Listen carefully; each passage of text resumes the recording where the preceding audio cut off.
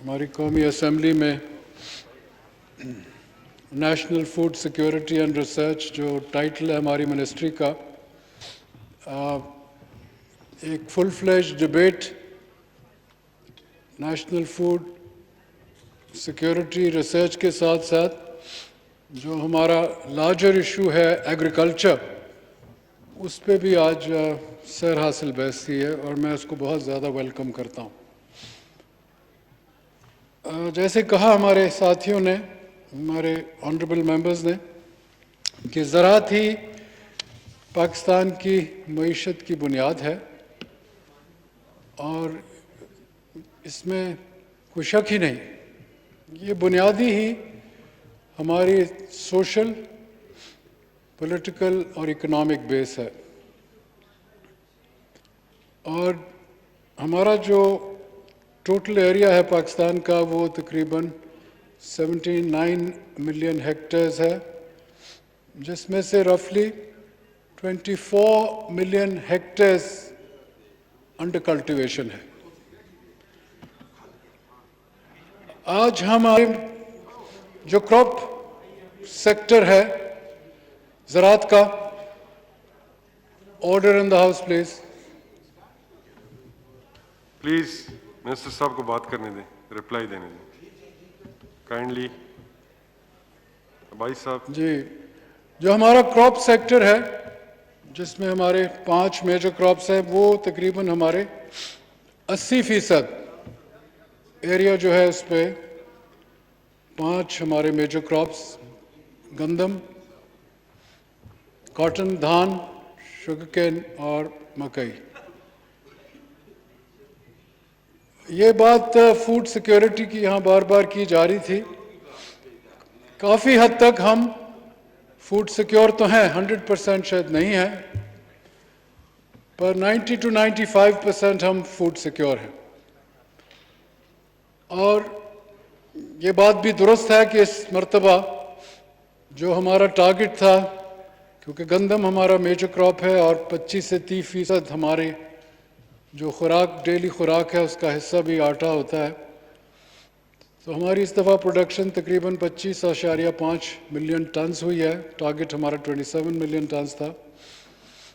پنجاب کی 19.4 million tons ہوئی، سندھ کی 3.9 ملین ٹنز، کے پی کی 1.35 ٹارگٹ تھا، فائنل ایسٹیمیٹ تو نہیں آیا، میرا اپنا اسیسمنٹ ہے کہ 0.9 ملین ٹنز ہوئی ہے، اور بلوچستان کی بھی تقریباً 0.9 ملین ٹنز جو پروکیورمنٹ کی گئی، اور وہ اللہ اکبر، اللہ اکبر، اللہ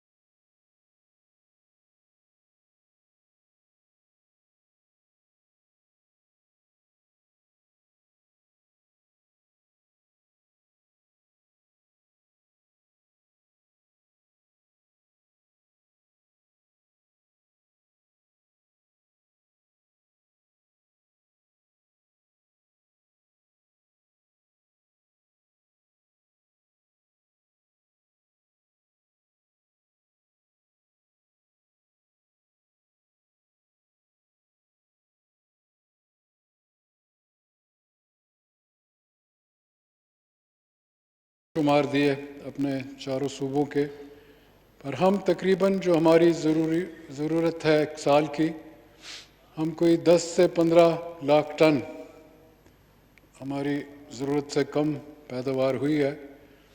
और पिछले साल से जो कैरी ओवर था वो बहुत कम था, 3-4 लाख टन।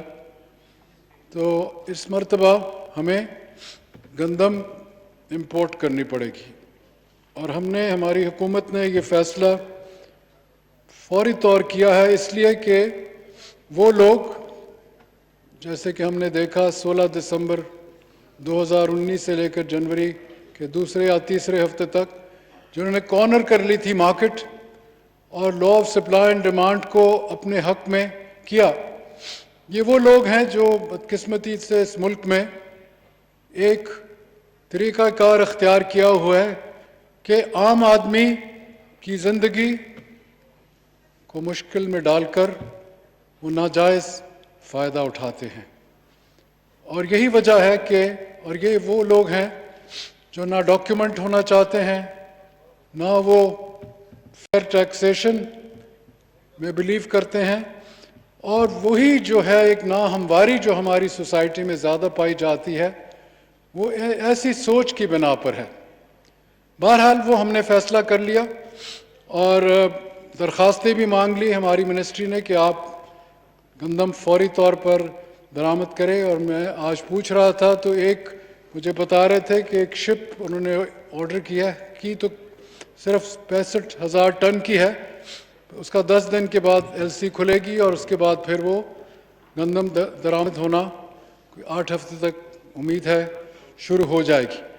तो ये जो फैसला इसलिए किया है कि स्टेबिलिटी हो, वरना देखा ये जा रहा था क्योंकि बैनुल-अक़वामी कीमत गंदम की बहुत सालों के बाद, 8-9 सालों के बाद बैनुल-अक़वामी सतह की जो कीमत है गंदम की हमारे से काफ़ी हद तक ज़्यादा है।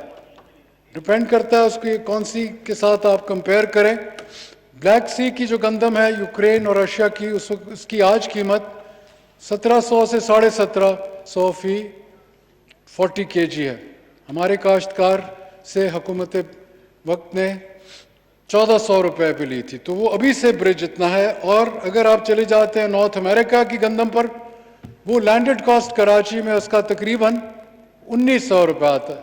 तो इसलिए वो लोग जो इस चीज़ को देखते हुए, और ये कैफियत थी मार्च से शुरू हो गई, वो ये देख रहे थे, तो उन्होंने ये पहले से ये जहन बना लिया था कि जैसे भी हो हमें गंदम की ख़रीदारी करना चाहिए, और उन्होंने की। इसके बावजूद कुछ मेहनत भी की और कुछ वैसे भी एडमिनिस्ट्रेटिव कुछ इस्तेमाल किए तरीक़ाकार, और पंजाब ने तो अपना तकरीबन टारगेट पूरा कर लिया, पास्को नहीं कर सकी, और सिंध ने भी पूरा तकरीबन कर लिया। उनका टारगेट था 1.4 मिलियन, 1.25 कर लिया। पंजाब का 4.5 था, 4.1 हुआ। पास्को का तकरीबन 1.2 हुआ, टारगेट 1.8 था। केपी और बलूचिस्तान ने भी तकरीबन कर लिया, उसका 1 मिलियन टन था, 0.8 मिलियन कर लिया।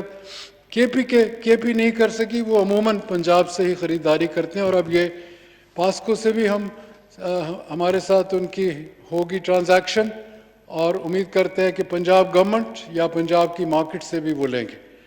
बहरहाल ये था हमारी गंदम का जो मसला। पर गंदम की जो मैं बात असल करना चाहता हूँ, जो हमारे हर साथी समझता है मेरे जितना या ज़्यादा, कि बुनियाद हर क्रॉप की उसकी सीड की टेक्नोलॉजी की है, और सीड की टेक्नोलॉजी का ताल्लुक साइंस और टेक्नोलॉजी से है। और हमारे यहाँ 1960s और 70s में सारी दुनिया में, मैं कहूँगा आलमी सतह पर, एक ग्रीन रेवोल्यूशन आया था। उस ग्रीन रेवोल्यूशन की वजह से, और उसके जो बुनियाद बांधी थी, उनका नाम था डॉक्टर नॉर्मन बोरलॉग, और उसने मेक्सिको में शॉर्ट स्टैचर्ड व्हीट बनाकर सिर्फ पानी और खाद की वजह से, सिर्फ 2 चीज़ों की इनपुट की वजह से, all other factors remaining normal, 3 गुना उसने पैदावार बढ़ाई, 10-12 मन से 35 से 36 मन। वही टेक्नोलॉजी, उसको हम सस्टेन करते हुए सारी दुनिया में आज तक लेकर आए हैं। पर बदकिस्मती हमारी ये है कि उसके बाद हमने कोई पैराडाइम शिफ्ट नहीं किया।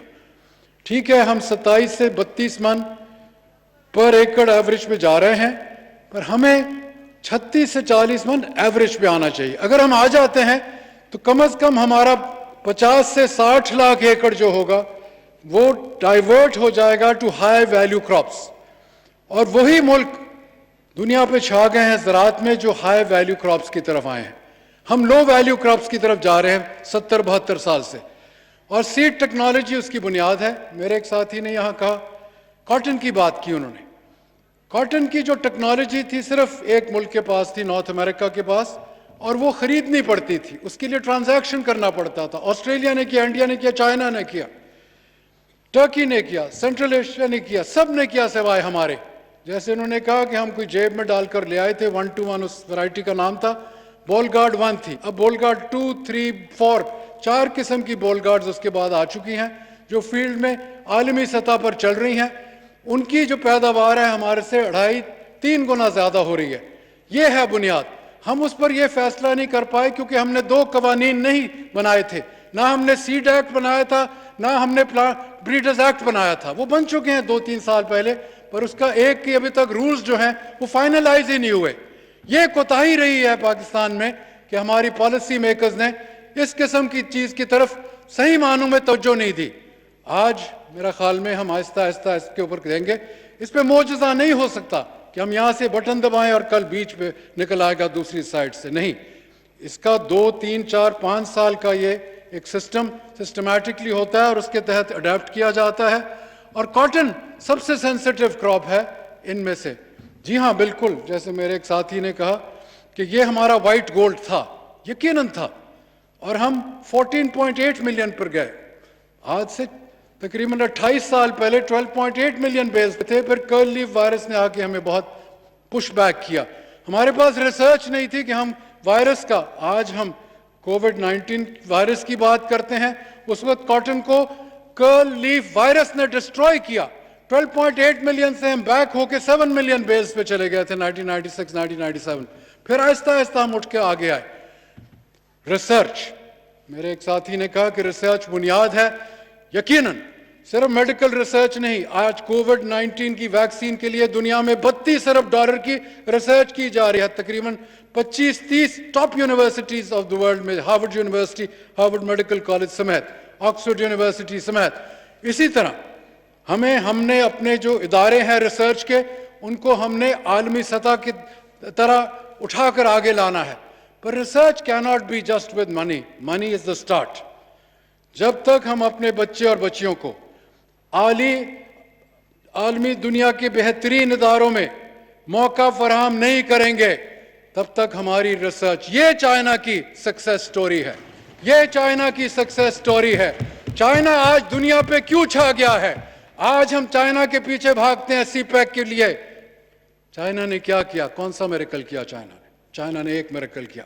1978 میں ڈینگ زیاؤپینگ 5 فٹ اس کا قد تھا, پر وہ جائنٹ تھا as a leader, giant as a leader. میرے ذہن میں وہ ماؤ زے تونگ سے بڑا لیڈر تھا.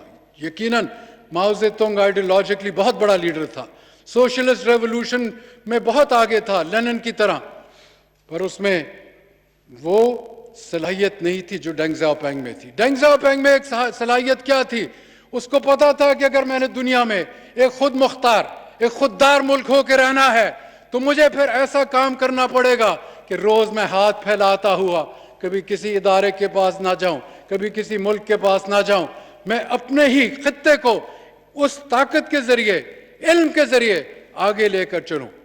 اور جب اس کی پہلی ملاقات ہوئی U S secretary of state سے, اس نے کوئی بیلسٹک میسائل نہیں مانگا, اس نے کوئی ہائی پرفارمنس ایئر کرافٹ نہیں مانگا, اس نے کسی ڈسٹرائر کی نہیں کہا کہ مجھے چاہیے. اس نے کہا سر, my one first demand is you admit 20,000 of my most bright students into your top universities. وہ دن گیا اور آج آیا. تقریباً 2 million Chinese students, 2 million Chinese students have been to the top American universities. آج جناب جب چائنا سپر پاور بن چکا ہے دنیا کا, سیکنڈ سپر پاور ہے, امریکہ ابھی بھی نمبر 1 ہے, $23 trillion, چائنا $14 trillion. اور کہاں کھڑا ہے چائنا؟ چائنا کے آج 2,66,000 اسٹوڈنٹ امریکن یونیورسٹیز میں آج داخل ہیں. آج جبکہ آپ دیکھتے ہیں کہ ٹرمپ ان کے بارے میں کیا گفتگو کرتا ہے. امریکہ کے لوگ کسنر نے کتاب لکھی ہے ریسنٹلی اور اس نے کہا ہے کہ the new world order, the latest economist کہتی ہے the new world disorder, کیونکہ کووڈ نے دنیا کے ڈس آرڈر کر دیا ہے. میرے یہاں بھائی، چھوٹے بھائی میں کہوں گا، حماد صاحب ان کے والد میرے دوست تھے، یہ آج پاکستان کے ایک ایوالونگ آرڈر کو دیکھ رہے ہیں. نہ میں اس کو گڈ آرڈر کہوں گا نہ میں اس کو ڈس آرڈر کہوں گا. یہ پاکستان کا اکانومی کا چیلنج ہے. اور جیسے ہمارے لیڈر صاحب عمران خان صاحب نے کہا تھا کہ پاکستان دو طریقے سے ترقی آج کر سکتا ہے، number 1 construction industry, number 2 agriculture. میں کہوں گا نمبر 1 از ایگریکلچر سیکٹر، نمبر 1 از ایگریکلچر سیکٹر. اور یہی ہمارے پاس ایک راستہ ہے، کیونکہ زمین بھی ہماری ہے، پانی بھی ہمارا ہے. ٹیکنالوجی اور کیپٹل کے لیے ہمیں جہاں بھی جانا پڑے.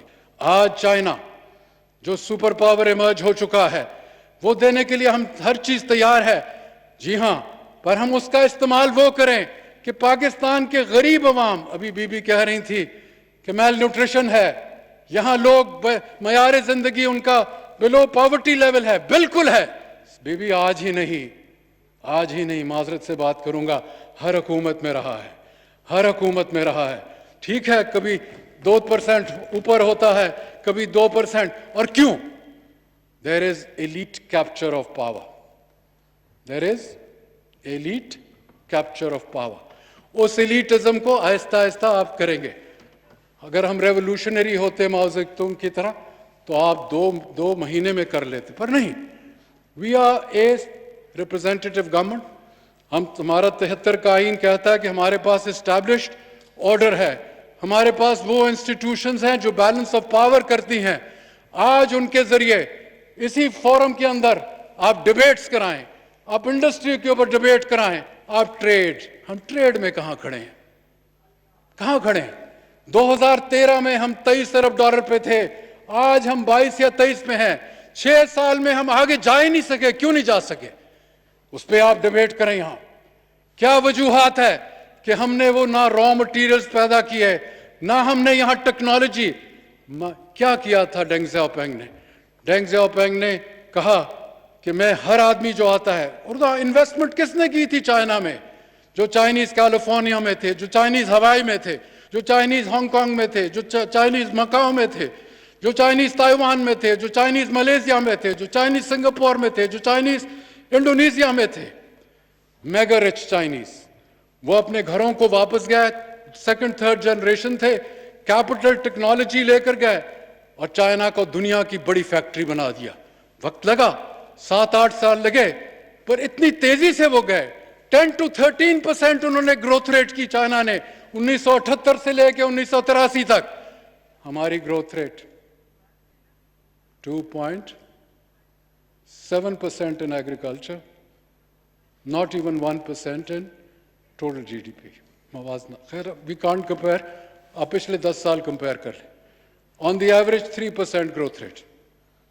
Agricultural growth rate between 2.5 and 3%. China 10 to 13% growth rate. فرق کیا تھا سر؟ ایک فرق تھا بس. آپ ڈینگ زیاؤپینگ کے بارے میں کبھی کسی کو انگلی اٹھا کر نہیں دیکھیں گے کہ اس کی جو طریقہ زندگی ہے اس میں کوئی تبدیلی ہوئی ہو.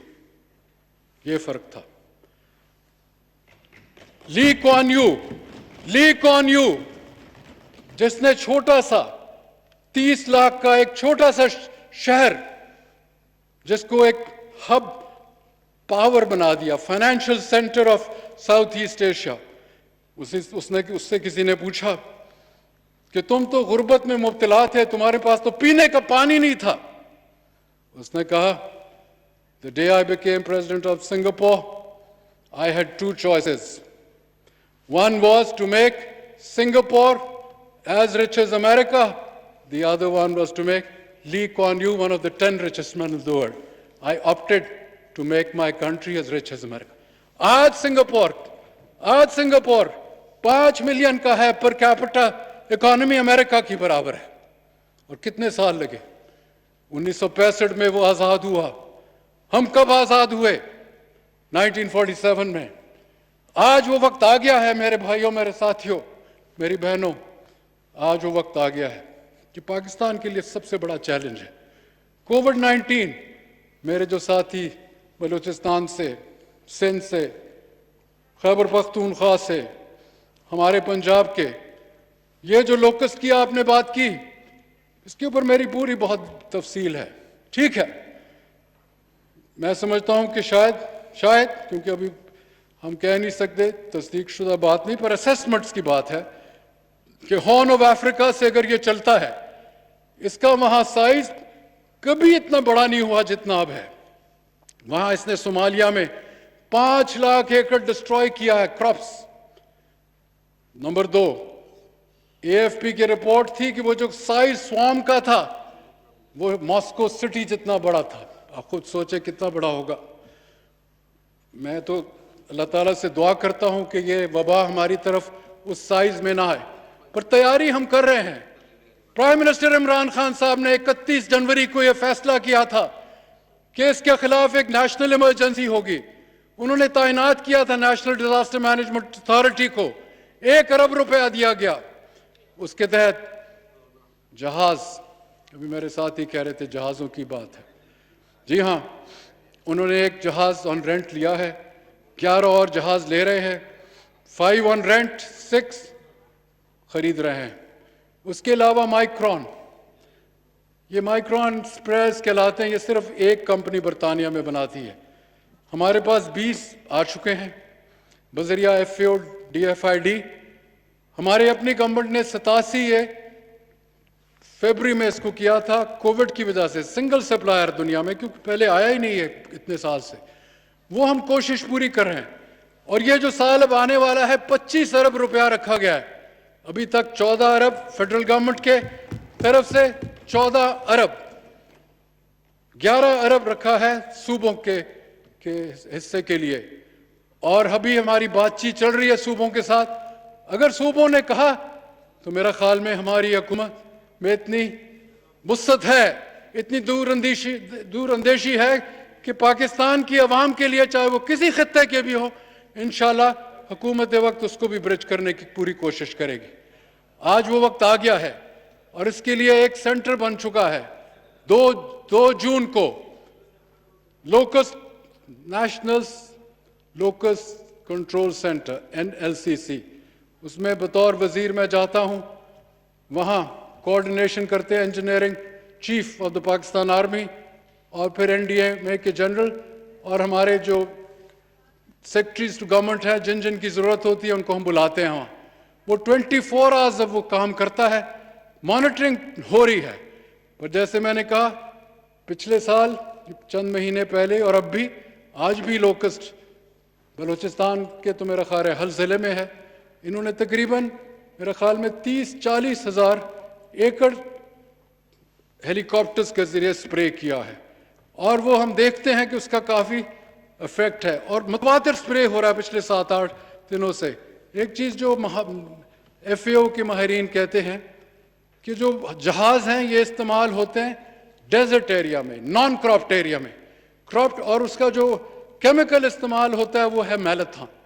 चाइनीज़ गवर्नमेंट के हम मशहूर है, उन्होंने हमें 3 लाख लीटर मैलाथॉन का दिया, 50,000 लीटर लैम्डा वो केमिकल है जो क्रॉप्ड एरिया पे इस्तेमाल होता है, वो भी इस्तेमाल किया जा रहा है जहाँ जहाँ ज़रूरत है। और तकरीबन मेरे ख्याल में पिछले 3 माह में 2.5 मिलियन एकर्स के करीब स्प्रे हो चुकी है हमारे एरिया पाकिस्तान का इस वक्त, पिछले 3 माह में। तो ये नहीं है कि ऐसे ही लोग सो रहे हैं, पूरी कोशिश है और बड़े मुतहर्रिक तरीके से। ये ठीक है कि हमारे पास वो इक्विपमेंट नहीं थी, जो कि इसलिए नहीं थी क्योंकि इस्तेमाल कोई नहीं हुई 27 साल। जो पहले जहाज थे 20, उसमें से 16 वैसे डिसफंक्शनल हो गए। एक क्रैश कर गया फरवरी में बहावलपुर और हमारा एक इंजीनियर फौत हो गया उसमें, उनके साथ एक और शख्स थे पायलट, वो 2। उसके अलावा जो हमारे पास 3, एक बीवर था जो कहते हैं सक्खर में इस्तेमाल नहीं हो रहा। आज वो मुझे NDMA वाले, हमेशा मैं पूछता हूँ आप क्यों नहीं जाते, उन्होंने कहा जहाँ जहाँ वो हमें कहते हैं हम जाते हैं। 5 हेलीकॉप्टर्स पाकिस्तान आर्मी ने तैनात किए थे, वो हर वक्त उनको रीएडजस्ट किया गया और वो स्प्रे के लिए हर वक्त वहाँ इस्तेमाल होते रहते हैं। तो ये कह देना कि जनाब नहीं, फिर हमारा जो ये डिपार्टमेंट था और अब भी है, प्लांट प्रोटेक्शन का DPP जिसको हम कहते हैं, इसमें हमारे पास सिर्फ 31 माहिरीन है, हमें ज़रूरत है कोई 300 के करीब।